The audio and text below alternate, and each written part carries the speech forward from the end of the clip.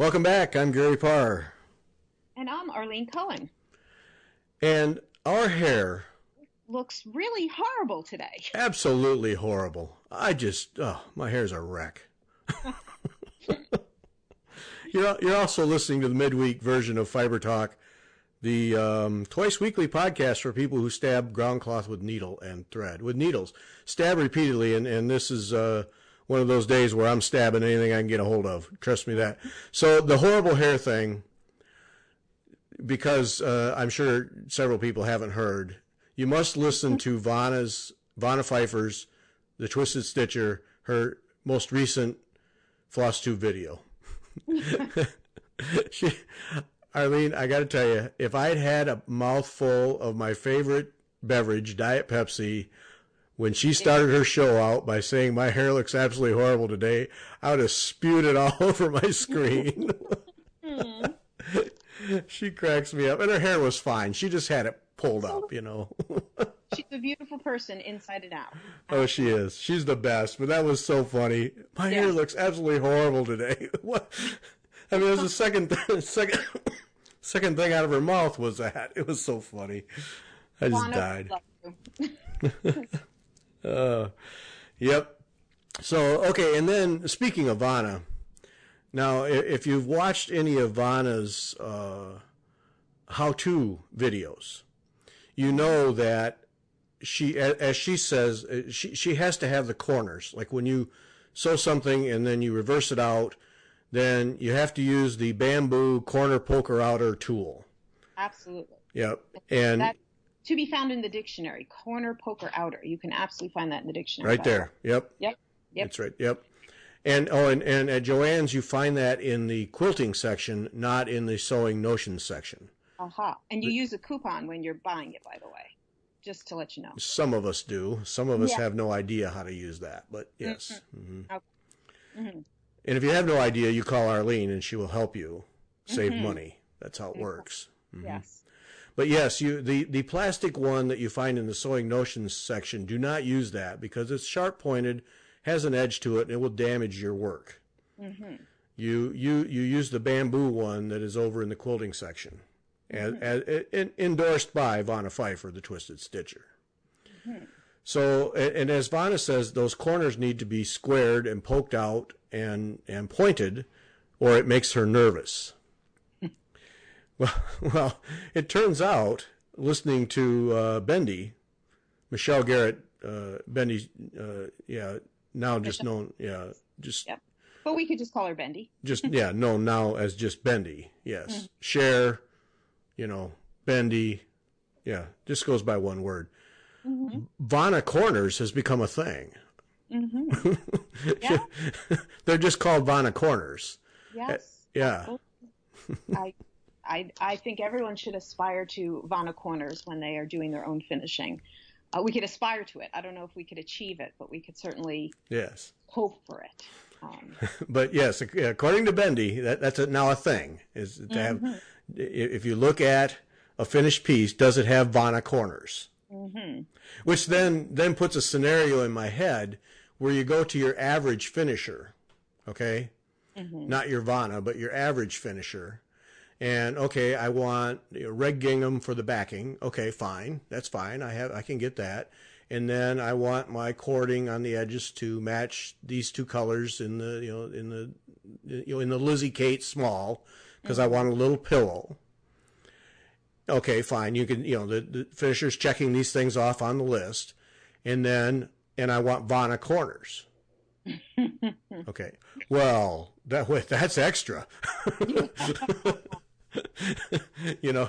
That's $20 extra for Vonna Corners. Oh, wow. Yeah. Yeah. I could see that. Mm-hmm. Sure. Yeah. So that's the thing. So when you have stuff finished with anyone, then you ask for Vonna Corners. Mm-hmm. Mm-hmm. Yes. I like that idea. I think I think that would be Vonna approved. Oh, no doubt. No doubt. Yes. Yeah. Vonna, who has now become an amazing quilter too. Yes. Absolutely. She even gets up like in the middle of the night and whips out a quilt like in no time. So that's pretty impressive on its own. Well, that's just not being able to sleep. I relate to that. Sure. But what was it this morning? We're recording Tuesday. She was up. She posted she was up this morning. She made at least a couple batches of cookies, some to freeze, some to eat. And Ellie sent her daughter Ellie to school with some to share with her lunch table friends. Mm-hmm. And then she made dinner and something. Got the potatoes ready for the dinner. Yeah. And yes, there was a whole thing. And then she was heading down to the cave to start working on finishing. And my favorite comment that I saw somebody had posted is, "Man, I'm lucky if I just put my underwear on the correct way." Oh, that's right. That's right. I forgot about that.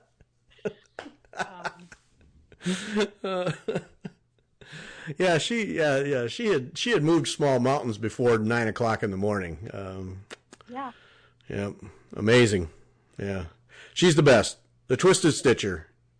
Yep, go watch her videos. How to finish things, and if you need something finished, hey, send them to Vonna.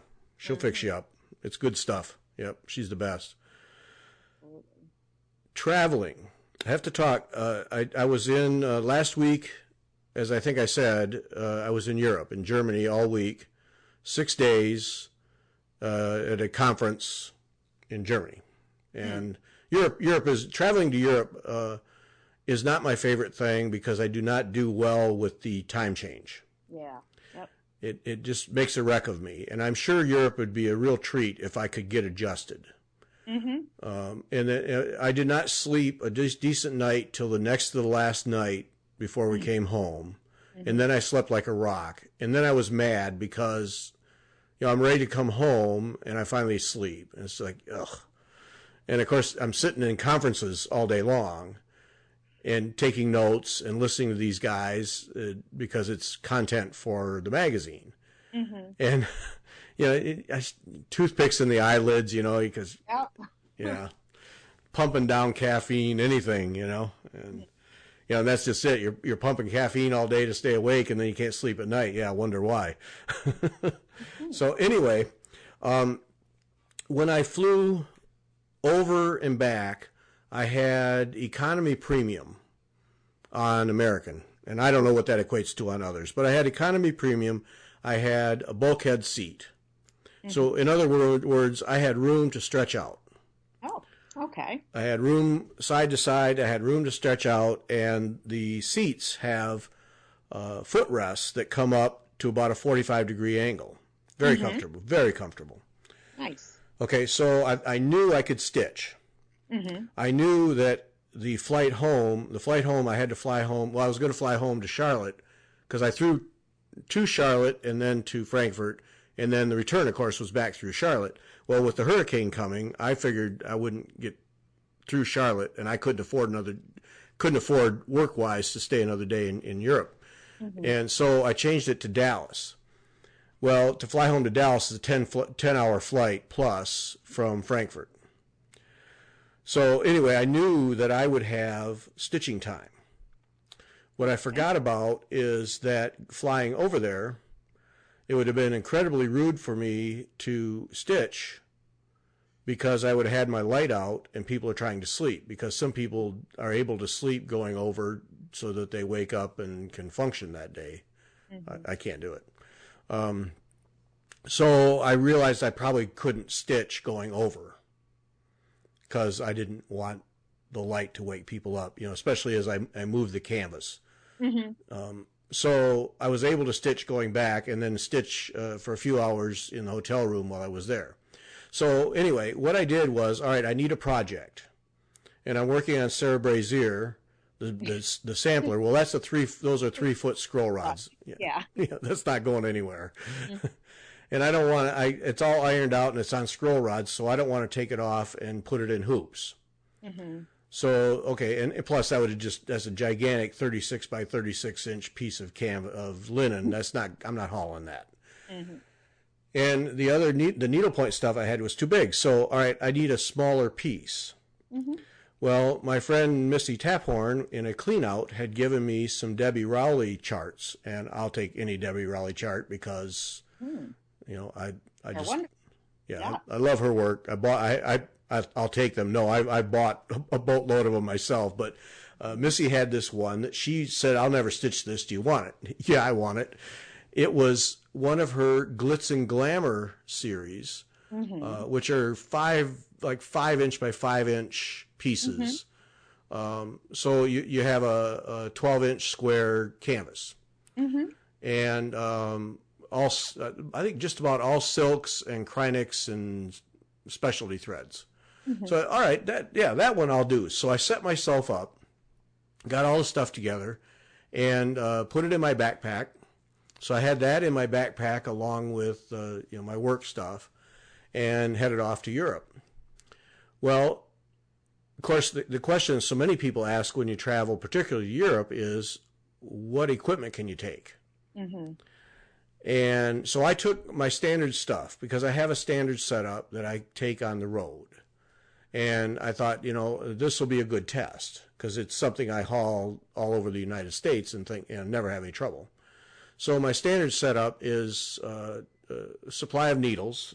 I make sure I have needles so that you don't show up and have that experience. Yep. And then I have these little scissors where I think the blade's 3/4 of an inch maybe, but they're the little plastic handled scissors you get for $7 at the counter in a needlework store. Yep, the little tiny ones. Yeah. Yep. So if somebody takes those from me, so what? Needle threader, and then I do not take my, was it Tokabari or Chokabari or Bokabari? What is that laying tool? The laying tool. Yeah. I don't take my metal laying tool because that's a long stiletto thing, and that's my favorite one, and that just looks like a weapon. Yep. And so I have this little 3-inch long wood laying tool. So I take that, and tip. I was going to say pro tip, but I'm not, so I can't say pro tip. For laying tools, if you're traveling, go to your local pit store and get a foot of airline tubing for aquariums, and snip off an inch, and slip that over the end of your laying tool point, and that will protect the point so it doesn't get broken. So there's your tip for the day right there, and you can get a foot of airline tubing for next to pennies. Yeah. So I have that, and then I have my thread, and then I take my Case Creation lap stand. I was able to take that apart and put it in my backpack. So I had everything in my backpack. It was great. So I get to Europe, which was not a problem because the check-in was in the U.S., and so I knew that wasn't a problem. But the real test was going to be in Frankfurt coming home.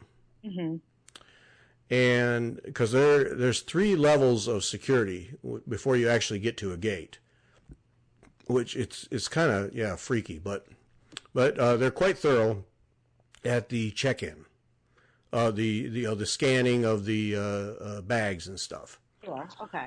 Quite thorough, and to the point where I had I'm TSA pre-checked all the time in the U.S., but I do not have that global entry thing, so I had to have my toiletries, my liquids, in a plastic bag, which I never do. So, and I didn't have a plastic bag, so I had to use the plastic bag that I keep my magnifier in. So, because I didn't have a plastic bag.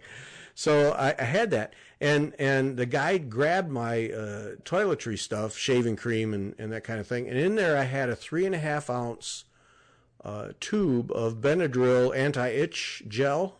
It says 3.5 ounces right on it, which is the size.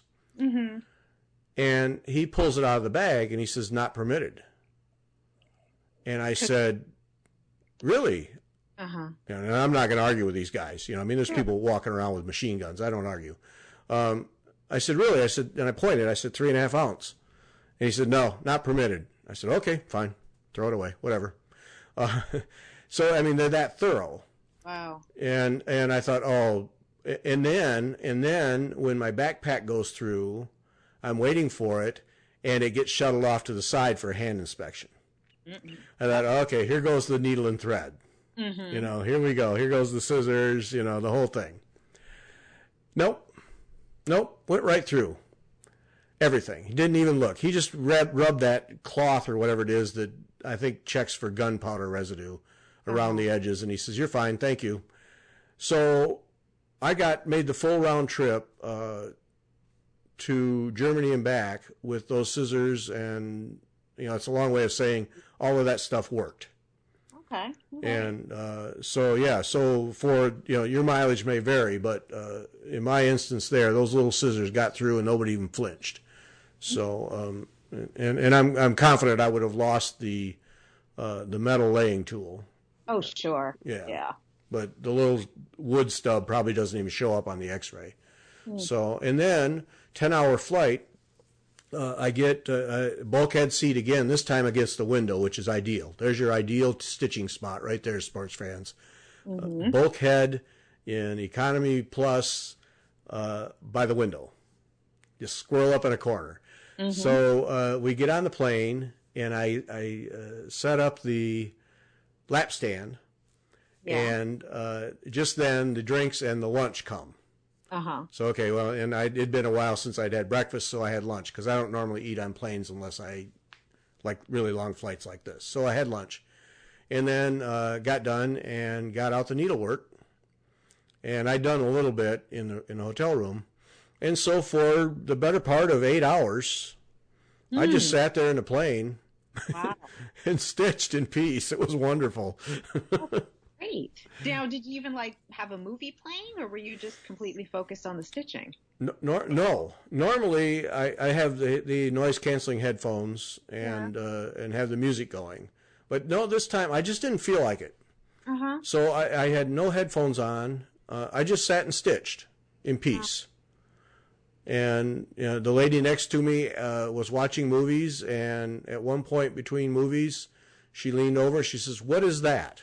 And I said, "Well, it's needlepoint, and one of my favorite designers," and showed her the picture, which, if you're doing Glitz and Glamour Opal, trust me, that picture is nowhere near as beautiful as the actual thing, not even in the same county.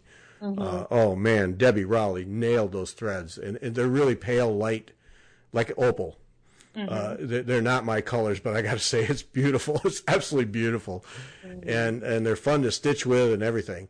And she says, "Oh, that's really beautiful," and that was all. She was just curious about that. So, and otherwise, she didn't even, she didn't bother me. She wasn't asking questions. I mean, I literally sat there for the better part of 10 hours and just stitched in peace. And how much of this little, 5-inch by 5-inch design did you get done in that time? 10%. Okay. Yeah, because you can't be, sitting in an airplane seat, you can't be as efficient. Sure. You can't go so fast, but I didn't care. I was having fun. I was fine. That's great. That is great. Absolutely. Yep. So for people who wonder what you can haul along, that's what I hauled along. That's what I got away with. Yep. Yeah. It feels like that question always comes up on the various Facebook groups of going on a trip, what these days, what can you carry? What can you take with you? So it's always helpful to hear the actual stories. But then again, it feels like they can always vary. Somebody will say, I was at this airport, I got this through, and someone will immediately say, well, I was at such and such an airport and had that exact same thing and it didn't go through. So. Right. Yeah. Oh, yeah, exactly. Yeah. I mean, that was my experience in Frankfurt on that day. Period. Yeah. So I wanted to share that. And then, I was wondering if you knew about this. How Harold Gable, the Sharpening Doc, who we've mentioned a few weeks ago, who will sharpen scissors, is apparently the go-to guy for having your needlework scissors sharpened. And did you know about this? He said there's some problem with Dovo scissors and the red handle. I did not know about this at all. I don't even know. I own one pair of Dovo scissors. They're Hardanger ones. So they're like this special, very, very fine blade to, get in and cut, like intended to cut the fabric threads when you're doing Hardanger. Right. But I am not familiar with what the red handles are. Well, he sent me this email, and I tried to look up the problem, and then I wrote to him and asked what the problem was, but he didn't respond in time for me to share it on this. But anyway, I'll just read what he says, because if you have this problem, he's willing to help. So he says, one of your avid listeners, and we have thousands of avid listeners, by the way, was relating the problem that some of your listeners are experiencing and that you mentioned me on your broadcast. Well, we did. This is the red-handled Dovo scissors. The Dovo scissors I have worked with are older, and I have not observed that problem. But he doesn't describe what the problem is. The company most likely have changed their color formulation, and this fading and marring of canvas is the frustrating result. So apparently, whatever the problem is, it damages canvases. I don't really know. If one of your frustrated stitchers wants to send me a pair of the offending Dovo scissors, the only charge would be $12 to cover insurance and return shipping after my correction is or is not successful. I have some potential solutions in mind to correct this, and I'm hoping one of my ideas is key to correcting the dye problem. If that is the case, I would forward the results to you, meaning to us here at Fiber Talk, along with detailed steps to follow to correct for your followers to use, hopefully for their own scissors at home at no charge. So he just shared the solution. Needle pointing should be challenging, not and fun, not frustrating. So if you have a problem with red-handled Dovo scissors, whatever that is, number one, I'd sure like to know what the problem is, because I couldn't find it anywhere. And number two, send them to the Sharpening Doc, and he thinks he has a solution, and whether it works or not, he's not going to charge you for the work. He's just going to charge you for shipping it back. So, well, now I really want to know what I know. Especially if somebody has offending Dovo scissors, Think about that. That seems to be like an important thing that we should all know about. So yes, I certainly hope somebody out there is listening to this, is saying, oh my gosh, I have that problem. I'm going to be the person that's going to send to the Sharpening Doc, and the mystery will be solved for us. Yes. Yes. Yes. Inquiring minds want to know. Absolutely. Yes. Absolutely. So there we have it. The Sharpening Doc will help you out. And now you'd think I would be prepared and I would be able to say right here on the air the URL for the Sharpening Doc, but I did not write that down in my notes. So it'll be on the page for this podcast, so you can look it up that way. But Harold Gable is the guy. And if you're going to send those in, send in your other scissors that are dull, and he'll sharpen them up for you and send them back. Once I became aware of him, rave reviews from all fronts for the work he does. So, that's where my scissors are going when I need them sharpened. Yep. And this one tomorrow. Now this show on Wednesday, so the September 20th, tomorrow, Thursday, has been named Local Needlepoint Shop Day, and sponsored by and created by Destination Dallas Debbie Woodard, who does the Painted Pony canvases, and Destination Dallas, which just ended last weekend, I think. So, what's that? Yeah, this past weekend is when. Yep. Yeah. So localneedlepointshopday.com, creatively named, is where you can go. And then what you do there at that website is that they have by state all of the shops that are participating. And some of them describe what their event is. And so the newest needlepoint shop, of course, I immediately go to Illinois to see who's doing what. And there was only one that offered what they're doing, and that was the shop called Two Needle Chicks in Libertyville, Illinois. New shop there. Peggy. Is Peggy? No, there I am again. See, a professional would have written down who the owners are, the two needlepoint chicks. A professional would have done that. I did not do that. But I'm pretty sure it's Peggy and then someone else. So that's nice of me. Yeah. So sorry to the someone else, and hi, Peggy. So they're going to have, and I noticed this with some other shops, they're going to go the Thursday through Saturday. They're closed Sunday. They're going to have events in relation to this local needlepoint shop day. You say it. So they have a Destination Dallas reveal. All canvases and gift items brought back from their trip to Dallas will be there. A Funda Scully trunk show, 20% off all trunk show canvases, including special orders. Then they're going to have open stitching throughout the day. And then tomorrow, from 6 to 8, I did not know this. My good friend Mary McGuire is going to teach a beginner level class from 6 to 8 tomorrow night. So if you're in Illinois, go see Mary. Tell her hi. And then Peggy, one of the owners, and then the other person who I don't know, on Saturday at 10:30 we'll be doing a beading technique class, and at 1:30 turkey work stitch, and those are both free. So that's pretty cool. Now, and so then the question I have is, does your local needlework store have something going on? Because yours is a pretty big store, right? Well, yes, but it's interesting when you mention this to me, it really becomes a much bigger topic of the definition of local needlework store, and what this, this is geared toward stores that are going to Destination Dallas, or I shouldn't say geared toward. It's sponsored by Destination Dallas. Correct me if I'm wrong, but I believe it's predominantly a lot of painted canvas that is going on at Destination Dallas, a lot of needlepoint, and not so much the counted thread cross-stitch world. And the reason I'm bringing this up is that I feel, so there are a couple stores in New Jersey that I'm on their email list, that I've been to once or twice. I have, gotten myself on their email list. One in particular, which is called Knit 1 Stitch 2, which I would say is about 2/3 knitting, 1/3 needlepoint, and needlepoint being, painted canvas and the threads that go with that. And so I've stopped in there a few times for some specific threads. So I've certainly gotten some emails that was where I first saw it, was some emails of them, participating.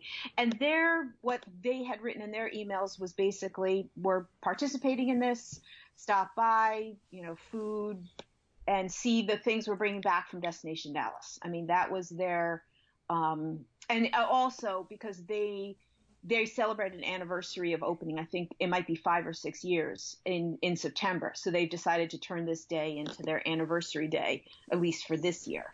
And as I'm looking on this website right now, it now strikes me also there's another store in New Jersey. Again, I've been to once or twice, predominantly, although I think this one does have a little bit more beyond painted canvas, called the Nimble Needle.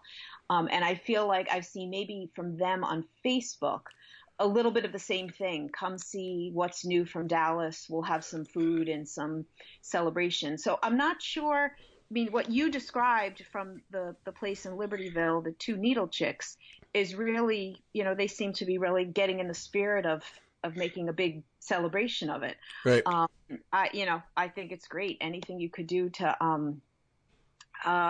make it exciting. Now, the interesting thing of the timing of it, so the needlework store that I refer to as my LNS, that I'll talk about like on my floss tube videos and everything, called Needleworker's Delight, located in Metuchen, New Jersey. They are predominantly in the cross stitch world. They do have some canvases. They certainly have some threads that would help anyone in the painted canvas world. They do have a lot of counted canvas designers.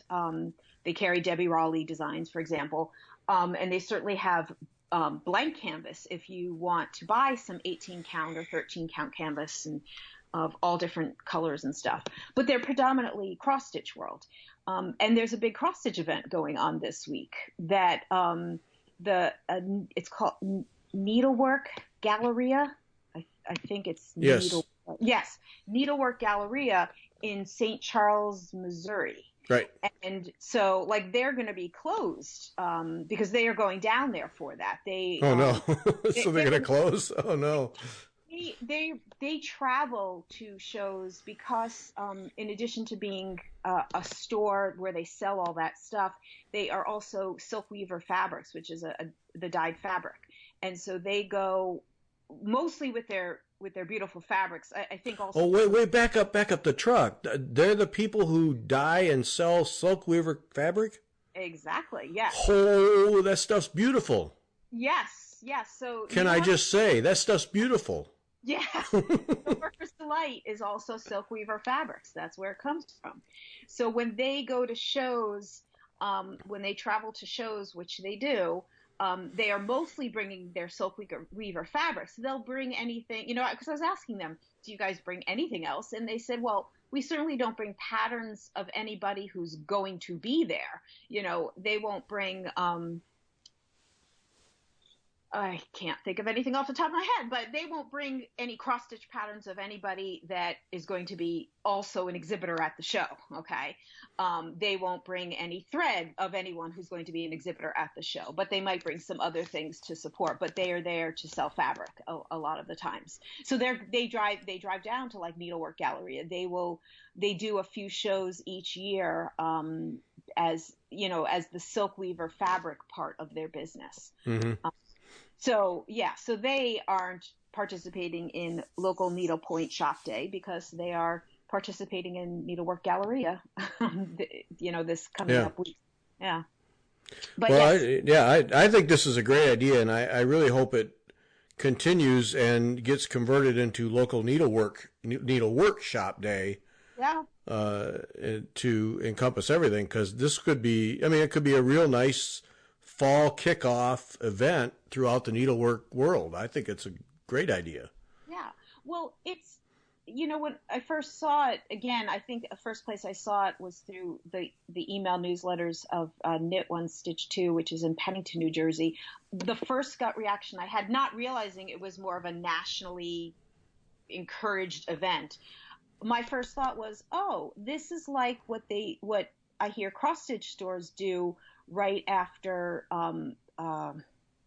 Nashville. The bring back the new stuff and have a special day where every store does it, but have a special day where you show off the new stuff. That was my impression of what this potentially was or encouraging to be, and so it'd be nice if there was that kind of like encouraging support, especially if it's surrounding come back after a big show and show off some of the neat new things that you might have seen. Yeah. You okay there, Arlene? Yeah, I'm good. Sound like you fell off your chair and dropped your watch. No. No, I think we need to have that. We need to have a meeting of the minds and have a day. This would be the day. September 20 every year is local needlework shop day for everybody. Okay. I think so. And the Galleria thing, Karen Kluba of Rosewood Manor. Yes. Oh boy, I love her designs. Yeah. On Facebook, she showed her car because Mm-hmm. she was heading to the Galleria thing. I don't quite know how she was going to get in it to drive it. Yeah. Yeah, I'm not sure how that was going to happen. I feel like I saw, was it Kitten Stitcher?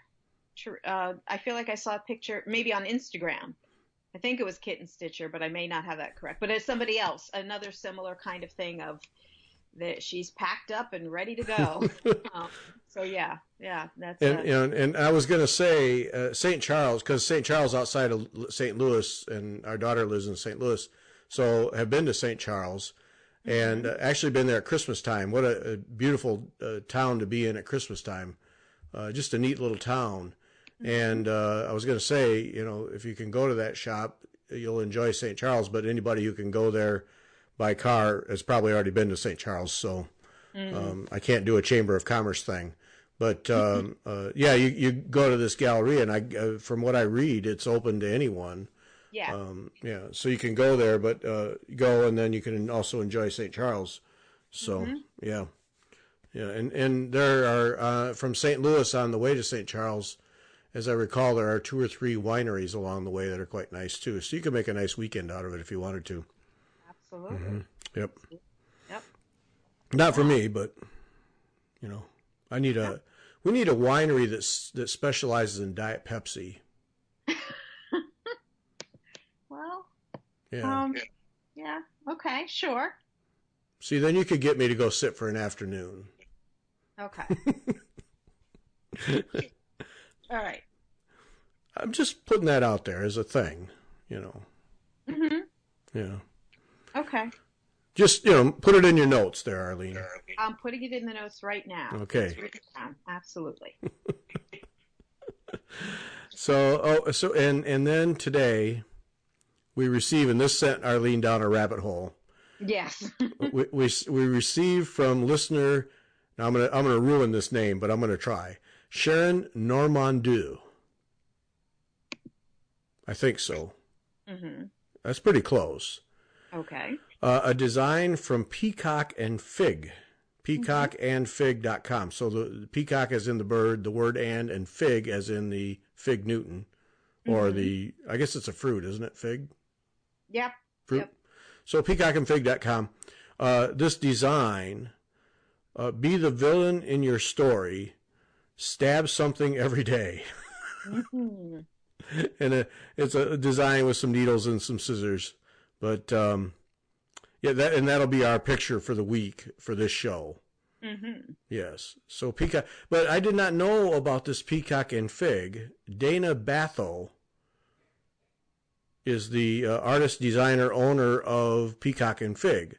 Mm-hmm. Did not know, but when I received this thing from Sharon Normandou, boy, I hope I got that right, because I think it sounds great the way I said it. Yeah, I hope it's right. Absolutely. Yeah.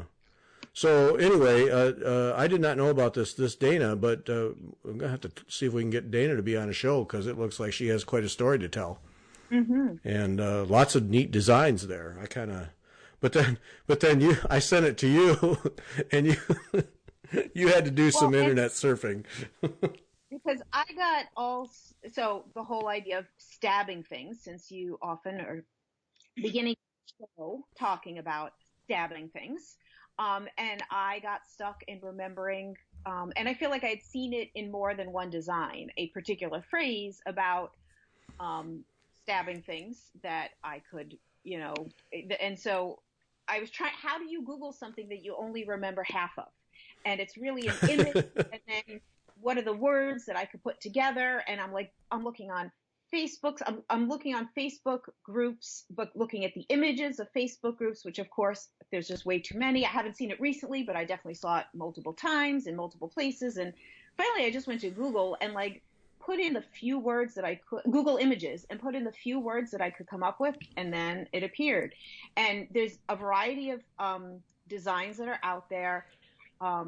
You could get cross-stitch designs. It wouldn't surprise me if somebody's done painted canvas of it, where it says, warning, this is proof that I have the patience to stab something 1,000 times. And if you think about what we do with our art, with our craft, with our hobby, we stab things an awful lot. So for some people, that just might be exactly what you need to do, is stitch something that says that phrase. So yes. Keep that in mind. And I really got a chuckle out of you saying that you were doing searching, because you have to use the word stabbing. And, yeah. And how do you keep that isolated to needlework? Because mm-hmm. Yep. Then immediately, I mean, I can just imagine what comes up the minute that word's put in. So, yep. Yeah. But you found it. Yes. Yeah. It's one of those satisfying feelings when you're trying to search for something that you only have pieces of in your brain, and then you get it and you're so satisfied. Yes, this is what I was looking for. It's this phrase. It was this sentiment that I have seen again and even a Google image search, you find it in different pattern designs, but that sentiment in various ways. So yes, I found it. I was excited. Well done, Arlene. Well done. Thank you. You were an interweb genius. Yeah. Well, not a lot of the time, but at least for that brief little moment, I was pleased with myself. So. Okay. I have Blackwork questions. Okay. Well, all right, and another rabbit hole I went down when we were going back and forth a couple days ago. I went down a whole Blackwork rabbit hole myself here. So fire away. Right. Well, what stimulates the questions mm-hmm. is the gorgeous design that you're working on right now, where you're doing white thread on that darker blue color. It's a silk weaver fabric that I'm actually using. So it's got some slight variegation to it. So yeah, it's a blue. It's like a dark delft blue, I would almost call it. It's hard to get a good I've struggled getting good pictures of it, like getting the blue correct in pictures, whether I take it during the day or at night. I can't capture the color correctly. But yes, I love the way it looks in person. That blue with the white thread on it has been perfect in my mind. Oh, that's a stunner. And Dark Delft Blue, I have their album. Oh, that's not what they call it. They call it. No, I do. I'm sure I have their album, like 1963, Dark Delft Blue. Uh-huh.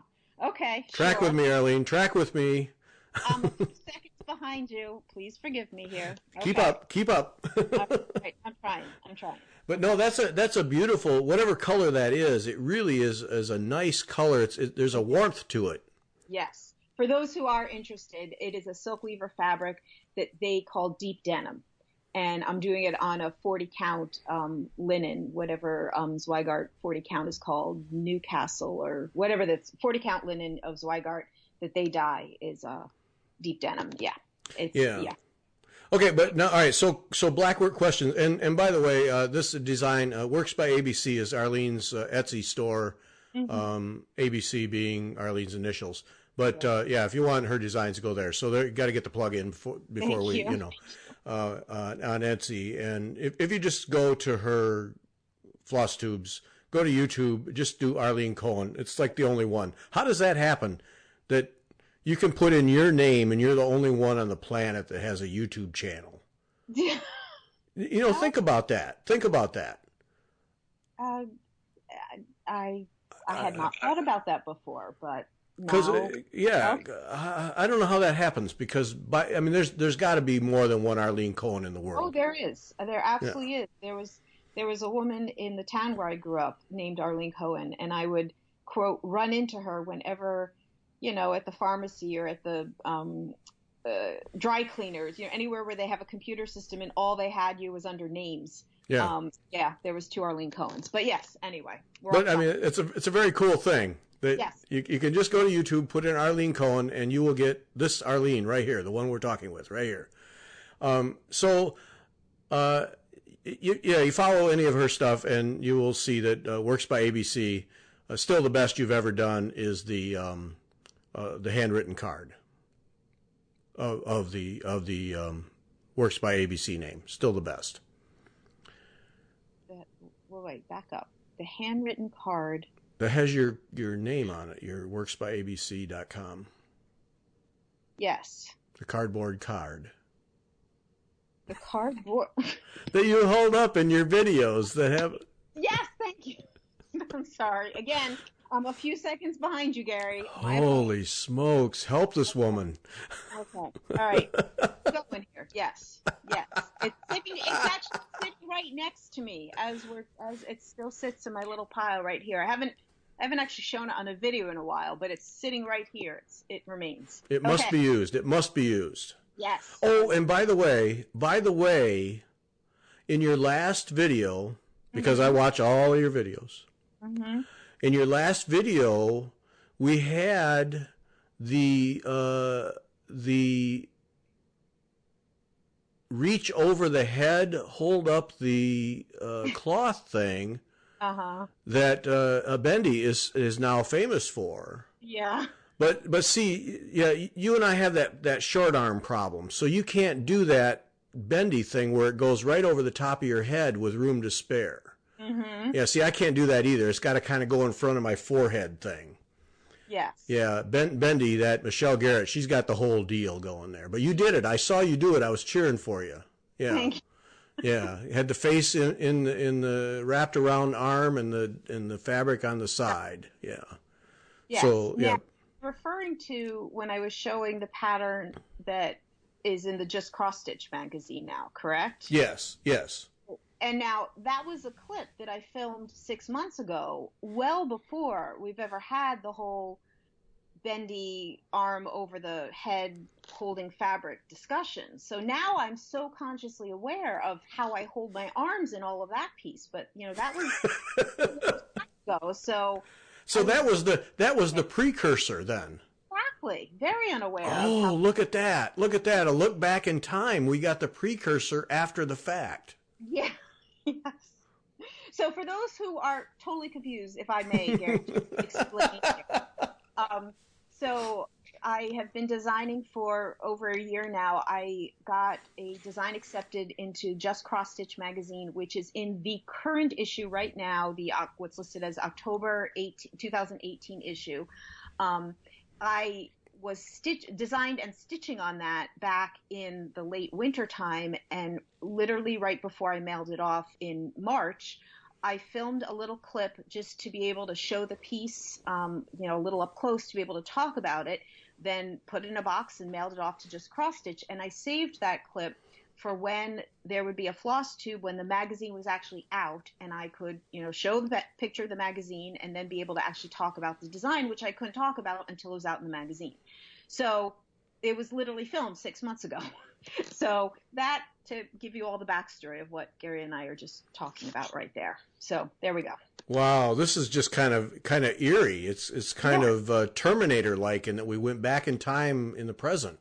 Yes. Okay. Yeah. So there we have it. The precursor to the bendy hold over the head around the side thing. Excellent. Mm-hmm. And nobody does it like Bendy. No. You got to go watch the Michelle Garrett floss tube videos to see that happen. It's it's a sight to behold. So back to the Blackwork. So you have this design. Now take me through this design, because I think that what you're doing is absolutely gorgeous. I mean, it has intrigued me about Blackwork. I find Blackwork intriguing in the first place, but the design you're doing has really piqued my interest. So take me through how that came about. So I have a couple of large pieces that I've done in Blackwork that there's the name is Leon Conrad. He was a designer. I'm going to say he was in the past tense, in that I don't think he still designs. I have no reason to believe he isn't still alive, but anyway. And that was my first introduction to Blackwork. When would I have done those? A good 10, 15 years ago, maybe even. And I love the beauty of that. And those were sort of the very traditional white cloth with black thread. And it became a style that I was intrigued with, learning more about the history and the designs of it. And what I've realized that even the terminology, there's so much variation on what Blackwork really is and can be. If you were to look, as I know you have recently acquired the Royal School of Needlework book of, what do they call it? Book of techniques or something, and the whole chapter, which comes from a whole entire book on Blackwork. There are some Blackwork pieces, including these two old original ones that I did, these Leon Conrad designs, that are very much about a filling pattern that is just a beautiful geometric, fill in the inside with this beautiful geometric shape. There is also a more, I'm going to say, modern take on Blackwork, where you use the filling patterns with either different different types of threads, or different amounts of how much of a repeating pattern you use to create this amazing dimension and shading. And I know the Royal School's Blackwork book does a lot of this. And I've done a little bit of that kind of Blackwork. So there was a design that I did, a pattern that was a A&G, American Needlepoint Guild workshop by mail, which was flowers, that was a little bit of learn a little bit more about how to do that kind of shading, and then do it by using it in that pattern. So I've always just been intrigued about the different ways that Blackwork can be done. There are and the other piece about it is the recognition that just by its name, Blackwork, does not limit you to using black thread. Like, you have to just get over that.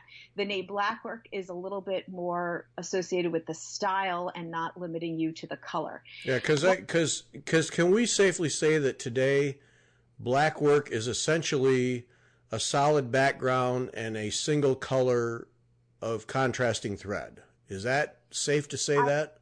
I wouldn't even say necessarily a single color. Oh, okay. I would say it's more about the stitches are made up of, I'm not even going to say even no, I'm about to take back what I was about to say. It's the stitching of Blackwork tends to be more straight stitches, meaning not tending to be cross stitches. It tends to be what cross stitchers would say, oh, it's just like doing the back stitching of a cross stitch design. So just like the straight stitches that you would do on a piece of linen or Aida or what have you. That said, you could do that in all different colors. You could do that in, there's a piece that I did, I gave this away a long time ago, and it was like I'll call it a sampler. It had, I don't know how many blocks total. It included 26 blocks for the letters of the alphabet. And each letter had a different like filling, what you would call it a different style, a different filling. And I think I alternated between 4 different colors, just, going through the letters of the alphabet. There might have been a couple of corners. It might have been 28 blocks total. I'm not sure how. I don't remember exactly how the design filled it in. But one thing I loved is that I don't think I used the original colors that the pattern had called for in the pattern, but the pattern did call for it in colors. And I just loved the look of it, that it wasn't all one color. Each block was its own color, but overall there were different colors that were brought into the piece. That said, I think there's something beautiful when it's all done in one color. So like the piece that I'm doing right now, that I certainly wanted to do it all in one color, in white. I wanted to mimic it to be lace. But you could easily take the piece that I'm doing and break up the components of it and say this part would be done in this color and this part would be done in that color, and you would have a equally, a different look, but equally beautiful. It would just be different. So in my designing of it, I talked about this on my floss tube, that the inspiration for that came from a piece, a filet lace, which is a type of lace making, but you can find pieces like in antique shops and stuff. They almost might look like crochet lace unless you know what you're looking at, because it's definitely not made with a crochet needle. It's made with a traditional needle, a tablecloth that I found, and I just loved the design of it, the layout of it, and I knew that I could do something with that. And it was the kind of thing that I thought, I could do more than just one thing with this. I could certainly turn this into a cross stitch pattern, but I wanted to do something more. So I did 2 things with it. I created a cross stitch pattern, and I also created a Blackwork pattern. Now, the original thinking I had didn't actually work out. I had wanted to take the elements, a flower here, a different type of flower there, and sort of do the basic outline of a petal in the center area, and then do some of the filling stitches that allow for some of the dimension of Blackwork. What ended up happening is that I didn't even have enough room, enough space to do much in the way of filling stitches. The design, I mean, I could totally be inspired to a totally different design, but if I was just sticking exactly with what this was, that basic outline of that flower or this whatever, the outline was enough. And when I was first playing around with it, I started to do a filling, and it became too busy. It was almost completely covered in thread. I was like, you know what I'm basically doing, and I'm calling it Blackwork, is basically if you were to do the design and cross stitch and then outline everything, it's almost like that's what I'm doing in what I'm calling Blackwork. There's a little variation to it. There's some places where that's not exactly what I'm doing, but that's in effect what I've done in designing this as a Blackwork piece. It's all straight stitches. It's all, except in a certain area, what became the best filling was actually some small areas of cross stitches, but staggered, not all clumped together. And it has exactly the look that I was hoping it would have. That anyone who would do the pattern, so I have the pattern 2 different ways. Anyone who does the pattern in cross stitch is going to have the same general look of there's that flower, there's that, but it's going to have a totally different look because it's more filled in. It's more of what a cross stitch would look like. And yet I'm fully aware that if you were to, go on any any website that's selling designs and put in Blackwork, you will see the variety of what Blackwork can be. It could be very geometrical. Here's a square that's been broken up into 8, quadrants or 8 triangles or whatever, and each triangle has a different filling, and you could do all kinds of neat geometric things with that. Or here's a pattern of a flower, and using all these different shading techniques, you can get some amazing looking flower petals that come from that.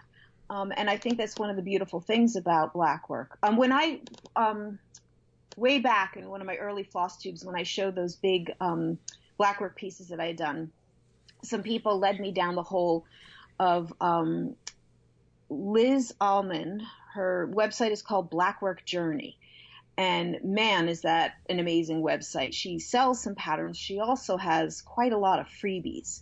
And what I learned, I had not known this before then. I thanked everyone who shares everything that they do in this needlework world, is one of the huge freebies, meaning large size freebies, she was offering, she called Save the Stitches. And it's a very large pattern. It was broken down into pieces. I forget how many. By the time I was looking at it, it was all the pieces of it. And I've seen a few different finished versions of that. Some people posted pictures online. When I was at StitchCon, there was somebody had a finished version of Save the Stitches there. It's just a beautiful sampler of Blackwork pieces. And I loved the look of it. And I feel like more than one person has said in a floss tube video, which is interesting. I hate back stitching and cross stitch, but I like doing Blackwork. It doesn't make any sense, but it is. And, I don't have a problem with doing back stitching and cross stitch, so I don't quite relate to that statement. But at the same time, I think when you're just doing the straight stitches, it brings out a different beauty in what you're doing. It's amazing what can be done with just different thicknesses of thread and these very basic stitching. But it also, I have a Blackwork piece that I got somewhere along the way that I've pulled out 2 or 3 times and thought I'd give it a whirl and just wasn't really sure. And so that was why I wanted to ask you about it. So number one, is Liz Allman probably the best starting spot, or do you have a favorite Blackwork book? Is it a Royal School book? And then the other question is, you mentioned, I think it was, you referenced your floss tube video 15, I think it was, where you talked about this.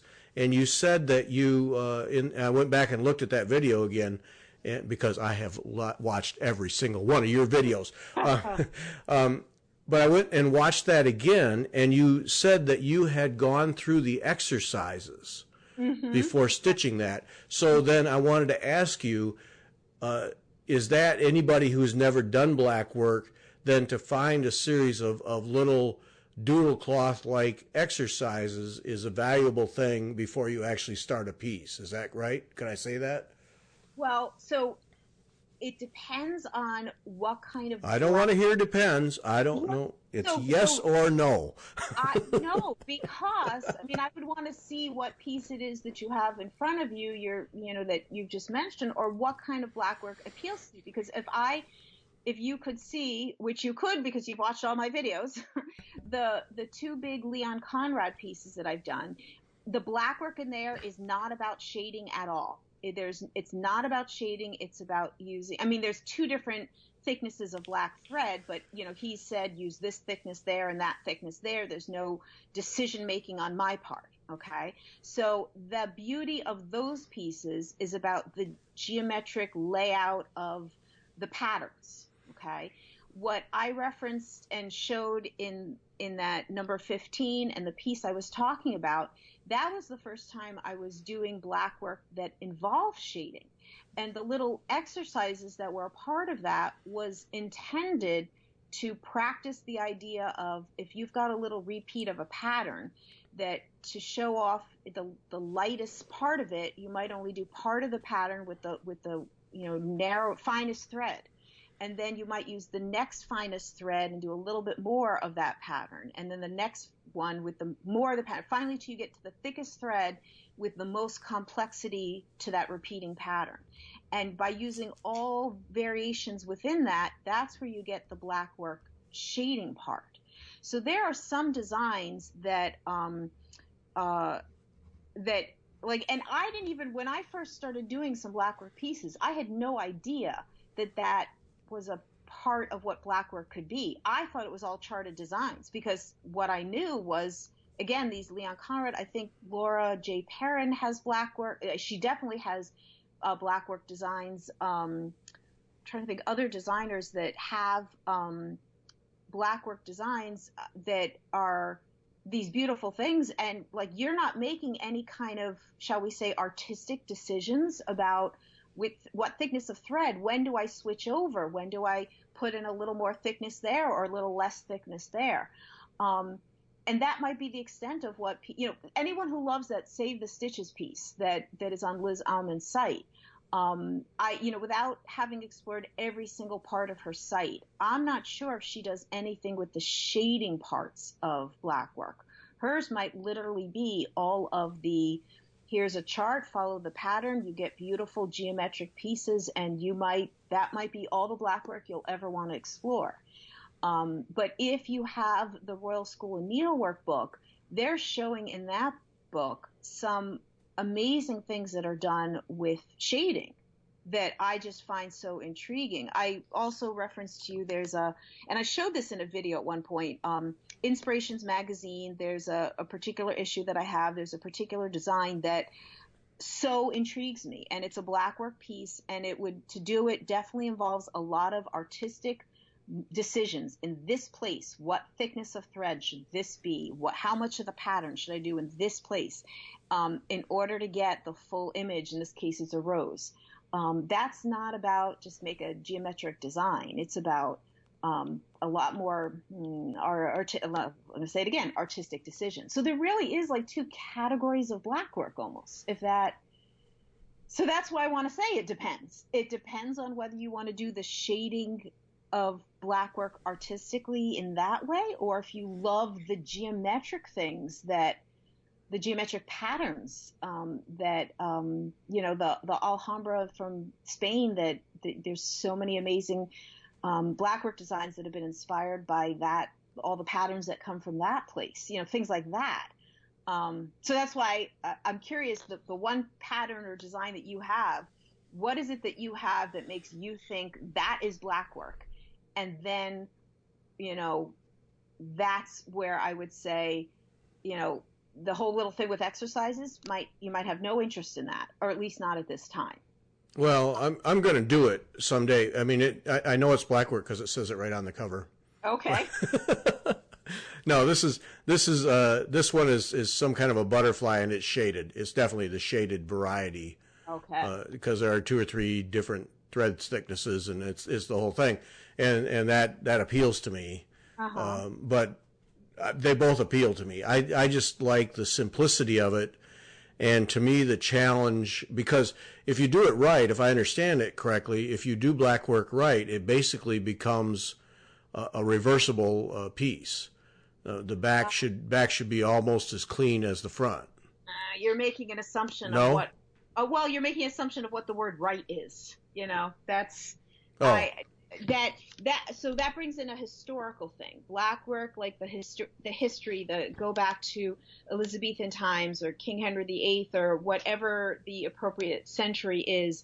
There was a point, and you could see it like in the paintings of certain eras, where you see on cuffs and on collars, you can see Blackwork, and it was like when lace was either not allowed or hard to come by, and so fine embroidery, Blackwork, that was done on cuffs and collars. That was times when you did want, when it was highly prized, to be completely reversible. How much nowadays is important for it to be reversible? Well, who cares? I mean, unless you're making something that needs to be reversible. There's something to be said that you wouldn't want to carry threads if you were doing, black thread on white cloth. There certainly are ways to watch your path when you're doing, the path of thread that you're taking, and reverse the path back so that in theory it could be completely reversible. But I would not say that completely reversible would have to in any way fall under the category of doing it right. Unless, of course, you were making like a cuff or something that it needed to be seen from both sides. See, to me, that's another fascinating part about Blackwork, is that it's got this history behind it, that there's this, centuries old history, and how it does have a connection with lace, which, as you know, is another one of my interests. But yeah, you do not, especially the shading kinds these days, you don't need to, I don't know too many. What do I'm not claiming to be an expert here, but I can't say that I worry about a reversible back in anything that I'm doing Blackwork, including the piece I'm working on now.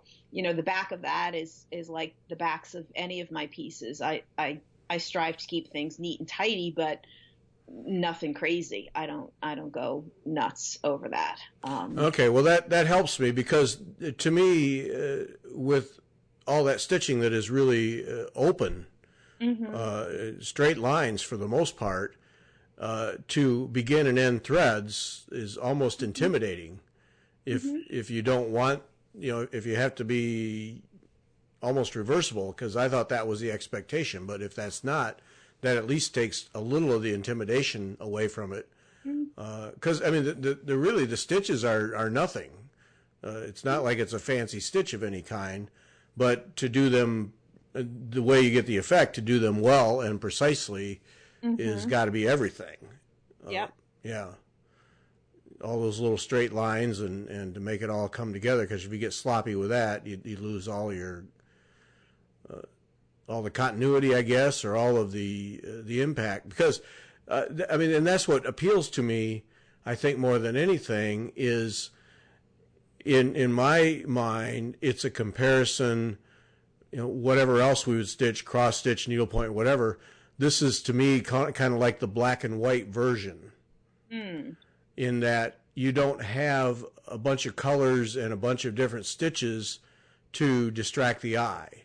You just have these solid lines, and executed well, it all comes together as an image, like that rose you mentioned in Inspiration. It all comes together as an image, but you can immediately see that if it's done with a degree of sloppiness, you would lose that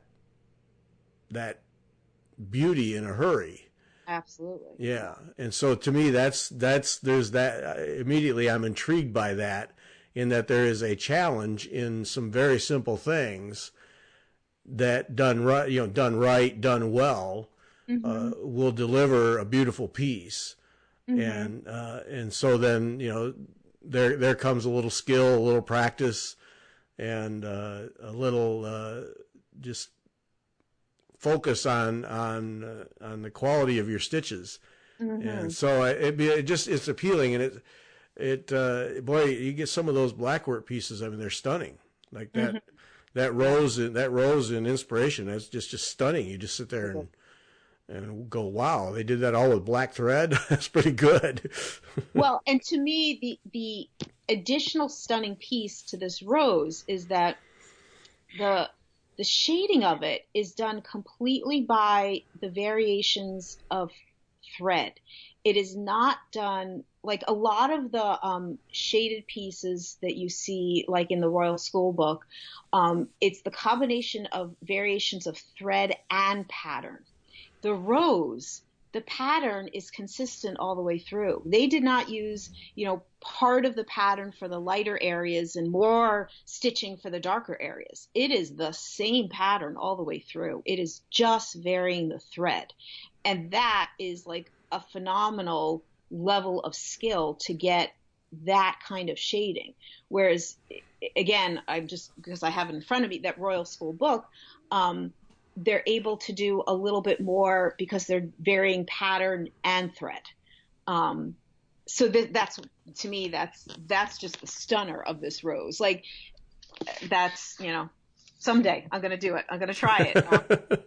Well, but, one of the challenges that I had with it is that the threads that they refer to are just not, there's not equivalents to be found in the U.S. And it's just a matter of finding, because it's all about finding the right threads and the right variation between the different thicknesses. And so if I feel like I could get the right thicknesses in my hands, I got to do it. Got to give it a try. Yeah. Because, that's the thing. Like the design you're doing that with DMC floss, that ultra bright white, whatever number that is. Yeah. Yeah. And that, and again, that the design that I have, it's not about shading at all. Its effect, I think, is beautiful just because of the design, the overall design that again comes from this, thing that I got at an antiques show. Right. Yeah. You're creating a lace look. Exactly. And using that technique to give a lace look as opposed to a dimensional piece. Exactly. And that to me, that's another part that I think is really fun about Blackwork, is that you can achieve different looks and different types of designs, and all you're using is solid color, one color of thread. I mean, that's fun. I think that probably was one of the things that just so appealed to me when I first discovered it, or first thing I ever saw. I couldn't even tell you what the first time I ever saw it, but was like, wow, this is really neat. This is different. You could get such a different visual look, even though you're only using one thread, or just how visually beautiful one fabric color and one thread can look, whatever the design might be, and just where you can take that and what you're doing with it is just amazing. So, I just think there's all kinds of potential in the Blackwork world, and I want to keep playing with it. Absolutely. and this discussion here, there was somebody posted today that they'd lost their stitchy mojo or stitchy bug or whatever, whatever it is, whatever you call it, doesn't matter. Lost interest basically in stitching. And every now and then you see people say, I just really don't, I've lost interest. I don't feel like it. Nothing appeals to me. And every time I think, well, go try something else. Yes. Because you could sit down off the top of your head and make a lengthy list of different types of stitching. And so, okay, I'm really tired of needlepoint. Nothing excites me anymore. I don't want to do one more Jessica as long as I live, that kind of a thing. Go pick up a Blackwork piece. Mm-hmm. Mm-hmm. Go pick up a cross stitch piece. Mm-hmm. Because that's what's so fun about this, is when you get the basic techniques down, to transfer them to different types of stitching is not that difficult. Absolutely. And go find a new vein of enthusiasm with a different technique, and that's what's so cool about that Royal Needlework Society, Royal School of Needlework. I always want to call them the Royal Needlework Society, but Royal School of Needlework. That book that's all it is a compilation of techniques. Yep. And you can go through that thing and, hey, I think I'll try that this week. And and a lot of things like Blackwork, you don't have to invest in a lot of threads. Nope. I mean, you've got a piece of linen and some white DMC floss. Yeah. I mean, that's all you have. Absolutely. And when people see that, it really is beautiful. The combination and that lace effect is really working. Mm-hmm. And it's just really quite simple. And that's, I just think for some, if you really lost your enthusiasm for what you're doing, there's just a whole list of other ones, and Blackwork is one of them. That I really, yeah. How big is that piece? How big is that going to finish out? It will. So I'm doing it on 40 count over 2, and frankly, I'm only doing it that size because at that size, it's going to be, it's a round piece and it'll be 18 inches in diameter. Holy smokes. I mean, so I'm only killing my eyes on it on 40 count because, on 40 count, it's 18 inches. So if I had done 36 or 32, it's that much bigger. So I decided, all right, I'll go with 40 just to, and also, 40 count with one strand was fine. And I could have gotten away with 36 with one strand easily also. But yeah, so 18 inches in diameter is what it will be. So yeah, it's a big piece. And I knew that as I started, and I was doing it out in circles. And truthfully, it is the kind of design that you could do a ring of it and say, this is beautiful as it is. I'm going to stop right here. Right. Or you could do one ring and say, you know what, that's good enough. Or you could keep going and, do the entire thing. So, as designed, as charted, 18 inches on 40 count, and that's over 2. So yeah, it's a big one. There's no question. Well, and it's a design. You can look at that design and you can see, like you said, you can do an inner ring and then the next one or whatever. But there are also segments that you could easily pull out and make into their own design. Yes. Yeah, I think it's neat in that regard. But I think that's kind of a cool thing about a lot of lace is you can pull out those little sections and make a full needlework design out of that without any trouble at all. Yeah. Mm-hmm. Yep. I just looked at the clock. Yeah. We've been going for a long time, haven't we? We're going to have to stop. Yeah. But holy smokes. I enjoy chatting with you. This is always a lot of fun. Yes. Thoroughly enjoyed it to the point where I didn't even watch the clock. Look at that. Good for us. Yeah. Fun stuff. Okay, we got to stop. Okay.